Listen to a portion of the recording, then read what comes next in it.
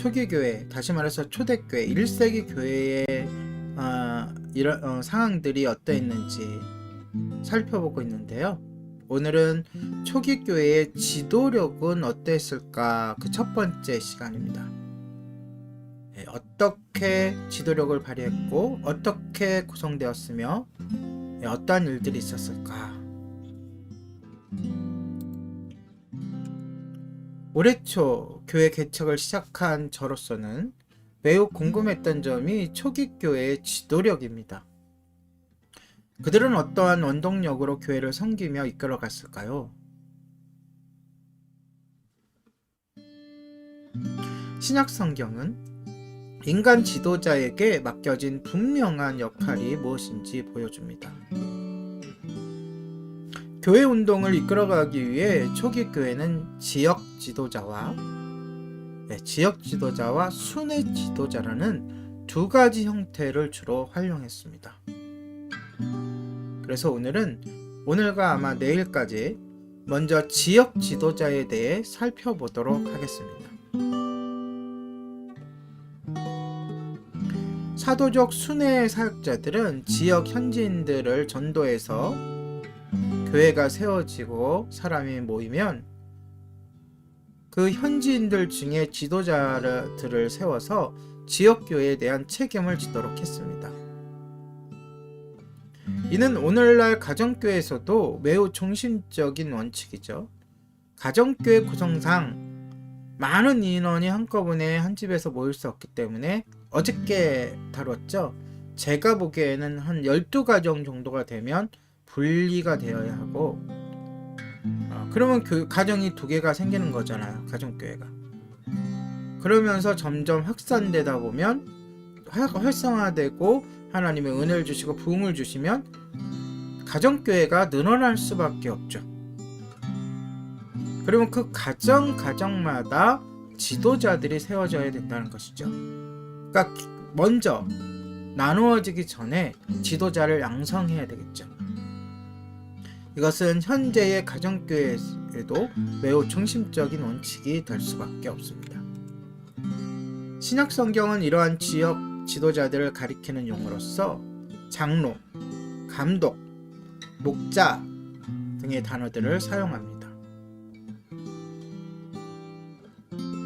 지역 지도자에 대한 이러한 용어들은 통일한 의미를 갖고 있으며 교차 사용될 수 있습니다. 무슨 뜻이냐면 장로이면서도 감독이 될 수 있고요. 또 감독이면서도 목자, 가르치는 자가 될 수도 있고요. 이렇게 하여간 이렇게 자 오늘날 우리가 알고 있는 이 용어들 장로, 감독은 주로 감리교회에서 감독이라고 그러죠. 그다음에 목자 여기서 파생된 게 목사잖아요. 그렇죠? 예. 이런 용어들 사이의 구분은 성경에서 나타난 가르침이 아닙니다. 성경에서 난 가르침이라기보다는 역사적 흐름에 따라 형성된 지도자들 사이에서의 위계 구조로 인한 것입니다. 그러니까 초대교회, 초기교회의 장로라고 하는 말과 현재 기존교회의 장로를 등치시켜서는 안 돼요. 똑같은 일을 하고 있다고 생각하시면 안 됩니다. 뭐가 틀리고 뭐가 맞고 뭐가 잘 됐고 뭐가 잘 못됐다라는 얘기가 아니고 그 성격이 정확하게 일치하지 않다는 내용입니다. 초기 교회에서는 장로이자 감독이며 목자였던 경우가 많이 있습니다. 이 용어들은 한 인물의 서로 다른 역할을 언급하기 위해 사용되었습니다.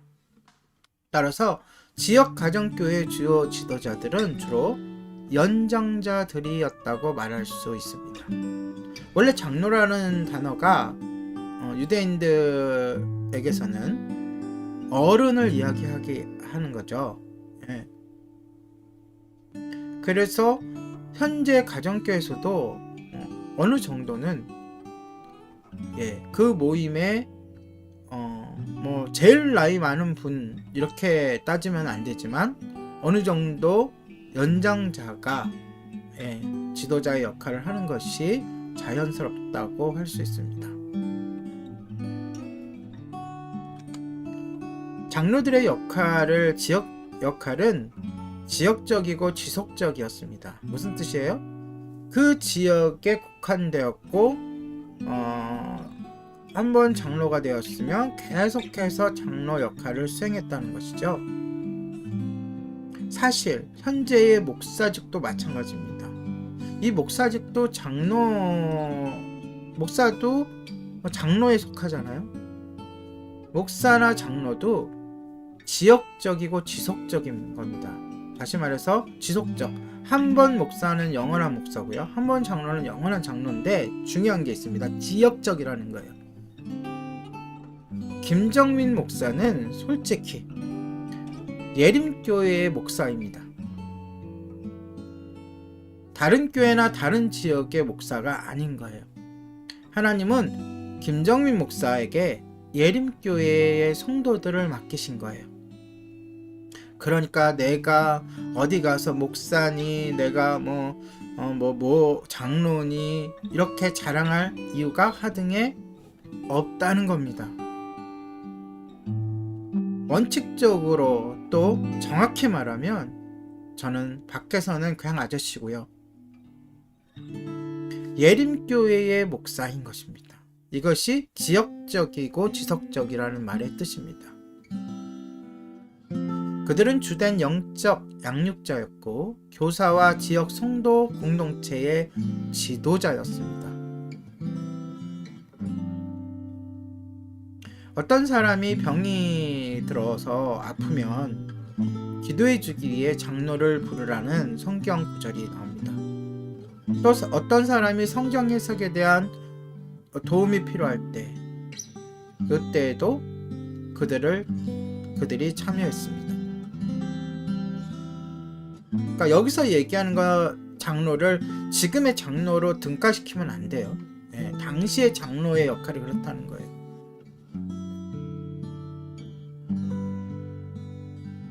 아마 지금으로 따지면 이 장로 속에는 목사도 들어갈 것이고 현재의 장로도 들어갈 것입니다. 교회의 전략적 방향에 영향을 주는 중요한 결정을 내릴 때에도 그들은 그 과정에서 중추적인 역할을 담당했습니다. 또 때때로 지역 지도자들은 집사라고 불렸는데요. 그러니까 장로도 있고 집사도 있죠. 그렇죠? 이는 종이나 사역자라는 의미입니다. 섬기는 자라는 거죠. 집사들은 장로들의 교회 일처리를 도왔으며 특히 재정이나 물질적인 필요에 관한 문제들을 다루었습니다. 그 대표적인 예가 예루살렘 교회의 7 집사죠. 이들은 부모가 가정을 이끌어가는 것처럼 명령적인 태도가 아닌 겸손과 사랑을 지닌 태도와 열심으로 교회 공동체를 이끌어갔습니다. 히브리서 저자는 그리스도인들이 지도자들에게 순종하며 복종하도록 격려하고 있습니다. 하지만 이것은 지도자들에게 무분별하게 맹종하라는 의미가 아닙니다. 지금 우리나라에서도 우리 주위에서도 이 목사나 교회 지도자들에게 맹종함으로 인해서 많은 성경적이지 않은 일들이 벌어지고 있죠.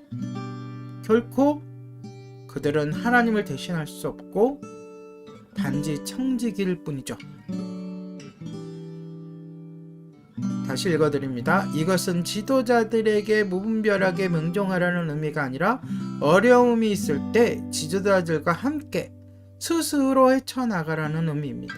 그래서 원칙이 뭐냐면은 한 교회, 한 지역교회겠죠. 예를 들어서 예림교회의 문제는 예림교회 안에서 해결하는 것이 원칙입니다. 성경적인 겁니다. 이것을 노예로 가지고 가고 이것을 총회로 가지고 가고 나아가서는 심하면 이것을 세상 법정으로 가져가는 일은 성경의 가르침에 반대되는 것입니다.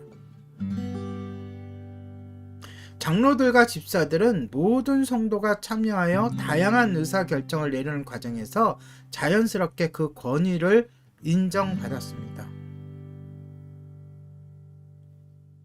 바울은요, 각 교회와 도시에 장로를 세우는 일에 관심을 두었습니다. 장로들이 정확히 어떻게 분포되었는지에 대해서는 확실치가 않죠. 왜냐하면 여기서 언급한 교회가 단독의 가정교회를 언급한 것일 수도 있고, 또 도시 단위의 교회 연합체, 지금으로 얘기하면 시차례 정도는 되겠죠. 예. 또는 지역 단위의 교회, 노회 이렇게 되겠죠.를 지칭하는 것일 수도 있기 때문입니다. 그러나 증거에 따르면 초기 기독교 가정교회의 문화적 종교적 배경이 되었던 1세기 유대 회당 시스템에서는 한 팀의 장로들이 한 사람이 아니라 한 팀, 여러 명이겠죠. 두 사람 이상이겠죠. 장로들이 각 지역의 회당에 대한 책임을 졌습니다. 그렇다면 마찬가지로 한 지역 교회에 적어도 2명 이상의 장로가 있었을 거라는 성경의 기록도 이와 비슷하게 한 개인보다는 다수의 장로들이 팀을 이루어서 기독교 공동체를 감독하고 이끌었음을 보여줍니다. 따라서 단독의 지도자보다는 협력과 단결이 요구되는 것이 교회인 것입니다. 그래서 현재 목사님들이 잘 하시지만 가끔 착각하는 것이 있어요. 최종적인 결정권자는 목회자인 자기 자신에게 있다는 거죠. 그것은 절대로 성경적이지 않습니다. 제가 섬기고 또 제가 몸담고 있는 장로교회 최고 결정기관은 무엇입니까? 바로 공동회의죠. 온 교인이 다 모여서 결정하는 것이 최고 기관인 거죠. 그것은 성경적이라고 보여집니다. 목사님 혼자 결정하고 아니면 최종적으로는 목사님의 결정이 무조건 결정에 따라야 한다고 주장하는 것은 결코 성경적이지 않습니다. 성경 어디에도 그런 예가 나와 있지 않으니까요. 따라서 장로의 자격을 가진 사람들이 있었다면 각 가정교회는 장로들로 구성된 소모임이 있었을 것입니다. 장로회겠죠. 현재로서는 당회라고도 할 수 있죠. 또한 그들은 가정교회 네트워크를 관리하는 좀 더 큰 지역의 단위의 팀의 일원, 즉 시찰이나 노회, 더 크게는 총회겠죠. 그런 지역의 팀의 일원이었을 것입니다. 지금부터 오해하지 말고 잘 들으세요. 어떠한 특정한 장로 한두 명을 선임 장로라든지 수석 장로라든지 지도 장로라든지 혹은 관할 장로 등의 이름으로 다른 장로들 위에 놓는 그런 피라미드식의 체계는 초기 교회에서는 발견할 수 없고 물론 성경적이지도 않습니다. 반면에 집사들은 필요에 따라 빈자리를 채우는 역할을 담당했습니다. 이런 사실은 에베소와 빌립보에 있는 장로와 집사들에 대해 바울과 디모데가 토론한 내용에서, 다시 말해서 디모데 전후서에서 암시되어 있습니다. 이 이야기는 내일 좀 더 계속해서 장로에 대한 집사에 대한 이야기를 나누도록 하겠습니다. 오늘의 가정교회를 말하다 였습니다.